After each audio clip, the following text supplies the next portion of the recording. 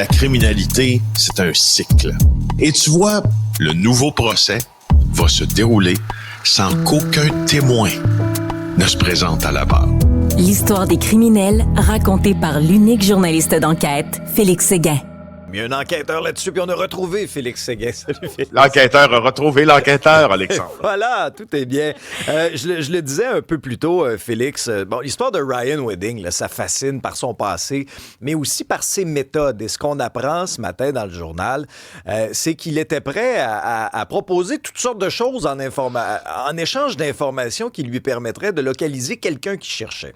Ouais, c'est avec Éric Thibault et Jean-Louis Fortin, là, ce qu'on a appris. Vous savez, au centre des accusations qui visent Ryan Wedding, il y a le trafic, évidemment, de stupéfiants, mais il y a aussi les meurtres commis pour tenter d'éviter de se faire prendre, puis de faire dévoiler son identité et sa localisation et tout. Il a maintenant été arrêté, mais avant, pour prévenir que tout ça se passe, il était en contact avec plusieurs tueurs, dont Atna Ona, surnommé Tupac, un individu très, très, très violent de Montréal.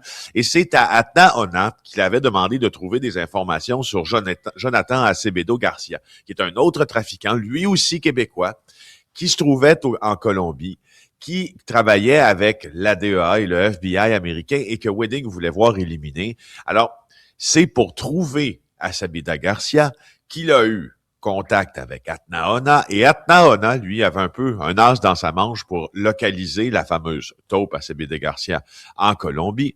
C'est que, en fait, il a demandé à une femme qui avait l'œil sur Acevedo Garcia de les aider.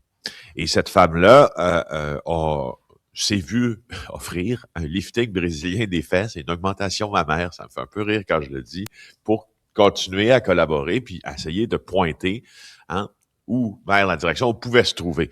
Est-ce que c'est rare, ça, Félix, dans le crime organisé, ce genre d'offre-là, en échange d'une augmentation mammaire ou d'un Brazilian butt lift? Ça m'a fait rire quand j'ai vu ça Ouais, hein? parce que non, c'est pas si rare que ça. Hey, sérieux? C'est que puis je vais te raconter une anecdote, tu vas tout comprendre. Tu sais, je veux dire, le crime organisé, c'est un contrat, il se passe un contrat verbal entre deux personnes en disant, je veux voir ce criminel ou cet ennemi éliminé, je veux que tu m'aides, ta. Moi, j'ai vu, puis j'ai même vu cette semaine en lisant des documents de cours, des meurtres qui ont été commis, puis plutôt que de payer, exemple, 100 000 $ pour faire assassiner quelqu'un, le commanditaire de l'attentat a payé, genre, je sais pas, 80 000, puis pour le 20 000, je te donne mon vieux Jeep. Okay. Alors, il y a comme une façon, puis c'est parce que, tu sais, on se dit, hey, tabarnouche, un contrat de meurtre, ça doit être, il doit quand même, il faut que tu le respectes. Il faut que tu payes de 2, ça doit être la somme exacte. Pas du tout. Souvent, c'est, je te paye avec, je sais pas moi, 50 000 $ plus 30 kilos de coke. Des fois, je te paye avec. Alors, il y a beaucoup de façons de payer. Puis je te dis, là, quand je t'affirme que la personne a reçu une vieille Jeep, c'est vraiment une vieille Jeep, là. Je suis sûr, Alexandre, que tu roulerais pas ça, là. Tu comprends? Alors surtout pas après avoir vu le JE d'hier, Félix, sur les véhicules usagés. Oui, c'est ça. Wow, c'est quand même assez fascinant. Autre histoire qui avait capté l'attention de plusieurs, c'est ce qu'on avait surnommé le parc de l'enfer. On est dans l'est de Montréal.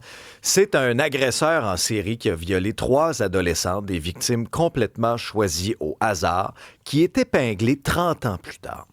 Ah oui, donc les avancées de la science ont permis que 30 ans plus tard, il soit finalement piégé. 30 ans, c'est beaucoup, 3 décennies. Et c'est 3 femmes qui ont demandé à la police de rouvrir l'enquête des victimes dans ça. Puis les avancées en médecine légale, ça a permis à une biologiste de retrouver le profil génétique qui correspondait avec celui du suspect. On le sait maintenant, il s'agit de Jean Desormeaux. Il a même avoué jeudi s'en être pris à une femme en particulier, qu'elle courait dans ce parc-là en retard pour un examen au cégep. Il lui avait dit « ta gueule ou je te tue ». Alors, je voulais juste le dire en terminant. Au cours des prochaines années, des prochains mois, là, encore une fois, on le répète, là, mais on vivra de plus en plus souvent ces moments de réjouissance de voir que des crimes irrésolus viennent d'être élucidés. à cause de la science. C'est que ça donne de l'espoir à des familles là, qui sont en Ah, attente de oui. réponses, qui se posent des questions pendant des années et des années. Au moins, ils peuvent s'accrocher là, à quelque chose. Bien sûr, moi c'est pour elle que je veux dire, c'est pour elle que je parle, c'est à elle que je pense ce matin. Ça enlève pas la douleur, mais ça fait que tu as une meilleure façon de passer à travers le reste de ta vie sans la personne que tu aimais. Alors voilà. Clair. Un gros merci, Félix. Salut. Là. Merci.